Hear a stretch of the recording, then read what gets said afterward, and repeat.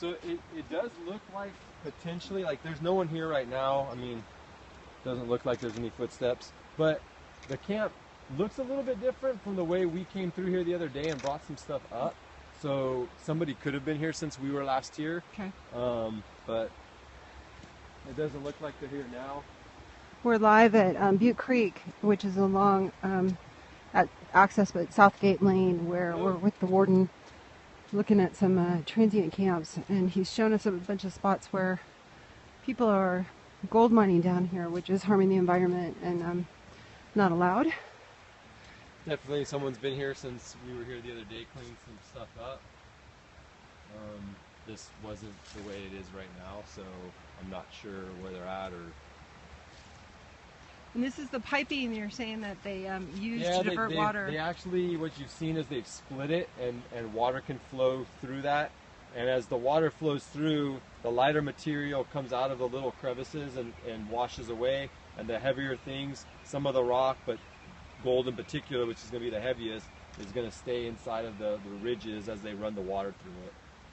Where's this piping come from, you think? From a job site, or? That's, your guess is as good as mine. I mean, the industrial area off of Park Avenue over there, you know, they can go into a lot of those areas back there, and it's a pretty easy ride on the bike to come bring the stuff out here. Well, it looked kind of funny riding on a bike with all that pipe.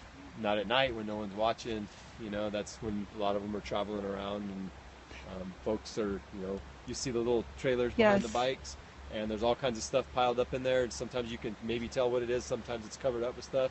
This is the kind of stuff that's in those baskets. And this debris goes. One of the problems was that the camps were here, and one of the gals we talked to said there was about a dozen, and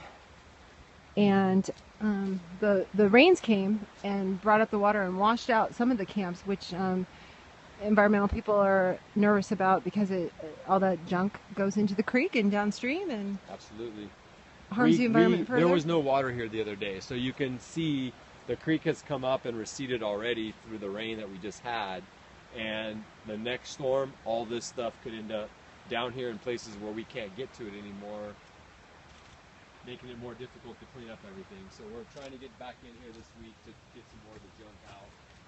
Now, are you guys nervous about needles and stuff when you... Absolutely. There's no telling what's been left behind, so those types of precautions, kind of watching where you're putting your hands before you grab a hold of something, are really important to all of us.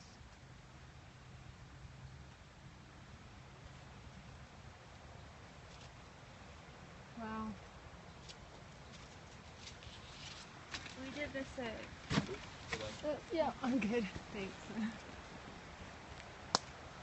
So, if we could, out there, just upstream, there's another island, and that's the island that we've already pulled 15 bags of trash off of, and there's still more bicycle parts, frames, and other trash that are still on the island. We just got the loose stuff that might have washed away off and out so that it wasn't in the creek. So. And you were saying that you think they like have some kind of a bicycle chop shop up here, some of them?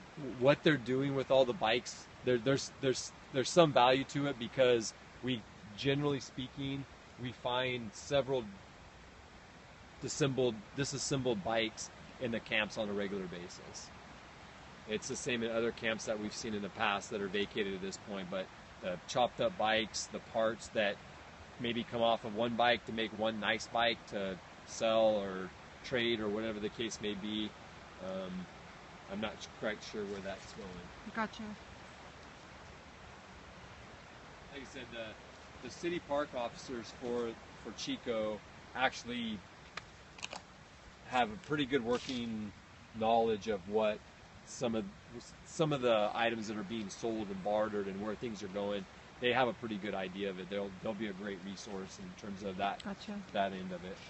And then planned is a cleanup with the help of Friends of Butte Creek. Friends of Butte Creek, our department, and any other volunteers that we can scrape up to come down here and help get all this stuff out of here and clean the place up. It shouldn't be this way, and it shouldn't be our responsibility, the people that want to just be able to come down here and use this and see nature, to come down here and have to clean this up first so that we can have what has been provided for the public to enjoy And do you think the public would enjoy this?